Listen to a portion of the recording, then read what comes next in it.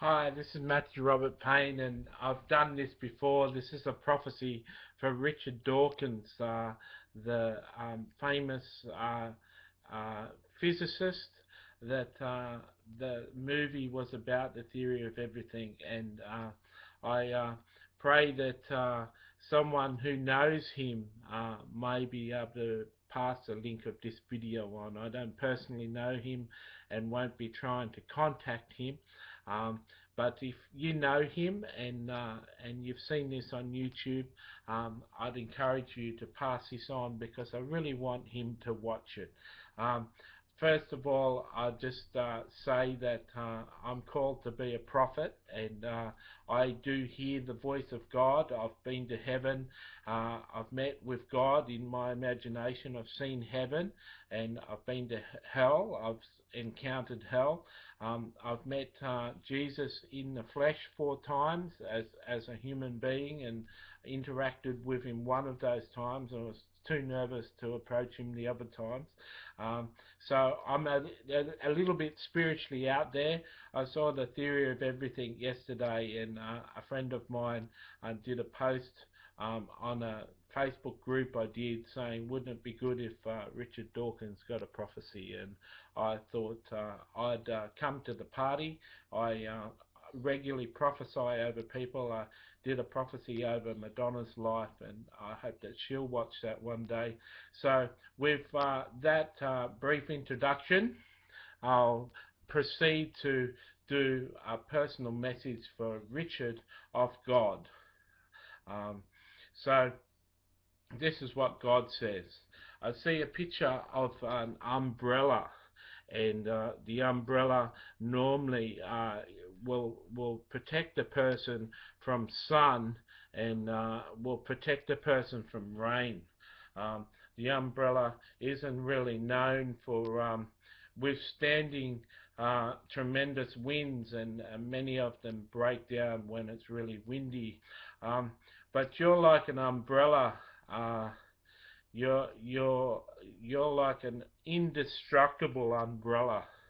Uh, that you've had all sorts of winds come against you in your life. You've had all sorts of storms come against you in your life, and that's true that I've seen from the movie. But you've got this real resilient spirit, and God made you that way. And sometimes God needs a little bit of a hand in this universe, and He doesn't always have to have yes men praising Him and singing worship songs to Him and believing in Him for Himself to exist. And He really admires your spirit. He really admires your determination. So you're like this umbrella that you actually explain things and you protect the universe with some of the things you've said and some of the things you've come out with. Have really explained things for people, and you've provided this umbrella of understanding to people.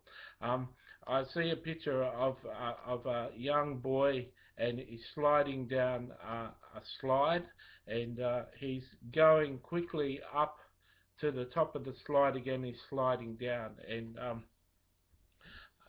it's it was a good time growing up as a little child. You enjoyed the slides. You enjoyed that little child I seen in a picture was a picture of you that you used to enjoy the momentum of going down a slide, and you never tired of climbing up the slide and going down of them. And this speaks also of the adventure that you've got and how you like things to play out and how you like reward for your efforts. And you used to climb up those ladders up to the slide, and you've been on some big slides in shows too where they've got those really big slides and you have to climb all the way up. You like water slides. You've been on water slides and you climb all the way up them and you go down them. You've always liked slides, and you just loved them. And that's something that's not in the movie, and I don't know if it's in one of your books, but that's something to show to you personally or to show to your friends that God knows you and He was watching. He was watching as you went down those slides, and He was watching you enjoy yourself. Um, God wants you to know that He really cares about your mind. He really cares about the authority that you have in the world, and He wants to personally apologize on behalf of the Christians in the world that reject you and say all sorts of hateful things against you because you deny the existence of the Creator.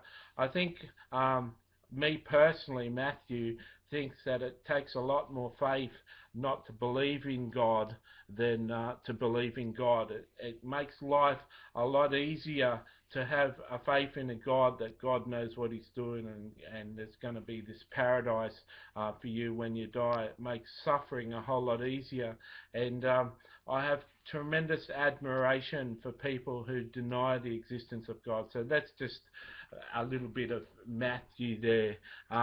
But God wants you to know that He created your mind and He created you to think, and you've done an extraordinary job. Matthew hasn't read any of your books and doesn't really know anything besides what was shown in the movie, and it wasn't a tremendous amount besides your suffering that was shown. He knows, um, God knows that you're very detailed, and you have attention to detail, and some little things, some little thought processes can take you a whole year to work out, but you won't publish something, you won't say something until you've worked out that little niggling doubt. And I'm sure, Matthew's sure, that in writing books about theories and equations, you have to be exact. But he's not talking about that in life. In life, not just your equations. In life, you've always got these niggling questions about things, and you pursue them down, you hunt them down, or you send it out to the universe to please answer this question for me, because this is a question of mine. And God wishes He had more people like you on the earth, like the Mark Zuckerbergs who produced Facebook, or the Steve Jobs who produced Apple and Pixar Entertainment. He wishes He had more great minds in this world that were doing productive things. And you really are highly favoured by this God that you may or may not believe in, and you've had a tremendous life of suffering that I can see in this film, but you've never given in to the suffering, and you've got this zeal and this capacity to love, and this capacity to achieve, and this capacity to push through things. And of course that could have been a scene in the film and was largely seen, but you've also spent money on people, on little projects, and little insignificant people that no one knows about. You've given money to and supported certain people that no one knows about, and that, you know, people can say that was just a generalization, but those people know who they are. And some of these checks, there was one check for $25,600 that was given to one person for some need.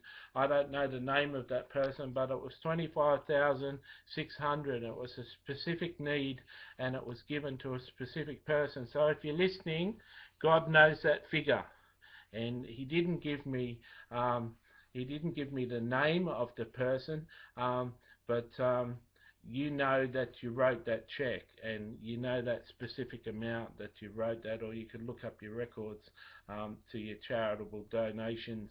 I don't even think you even record. Well, I'm pretty sure you don't even record most of these charitable things that you do, because you don't need to write it off in tax, and you're sort of really secretive about your giving, that you don't make a spectacle of your giving, you don't make a big thing of it.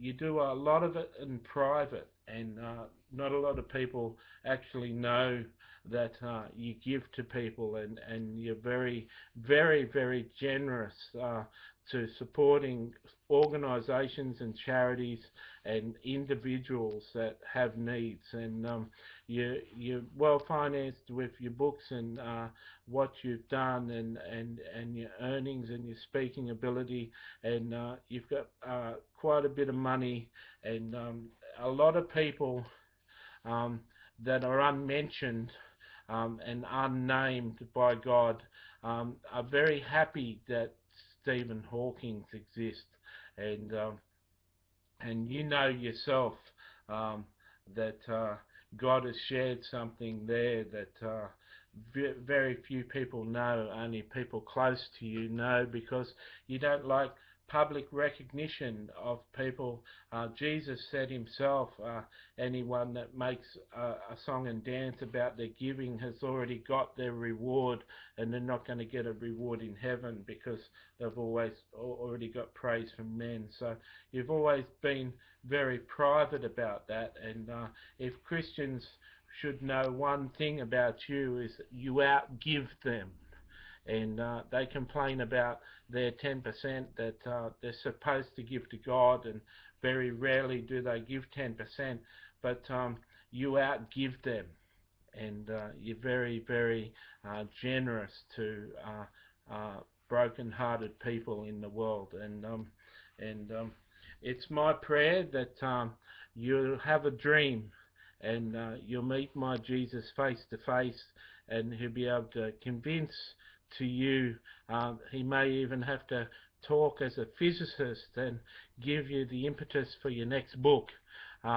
He may even have to take you to heaven for a few hours and get it recorded for you, so you can see the formulas and come back with a new book to prove something else. But I pray with all my faith, and I pray for any Christian that hears this to join their faith with mine, that you'd have a vision, and you'd see a vision while you're awake, or a dream while you're asleep, of Jesus, and he would explain the universe to you in a way you've never encountered. If he created it, if God and Jesus created the universe, well, he should explain it to a physicist in a way that only you could understand, or another physicist. And I pray that for you from my heart. I'm not here, Richard, to convince you that God is real. We know that 25,600 was a special need, and you remember that amount. We know that you enjoyed those slides as a kid, and you used to go up as fast as you went down, up again and up again. We know a few things that if you had a little trickle of faith, you could understand that, well, this guy's a total stranger, and he knew those things.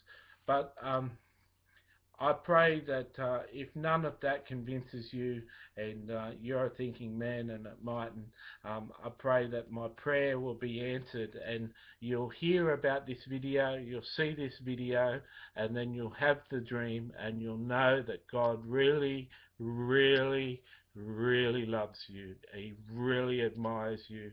And for someone that you may not believe in, he certainly believes in you.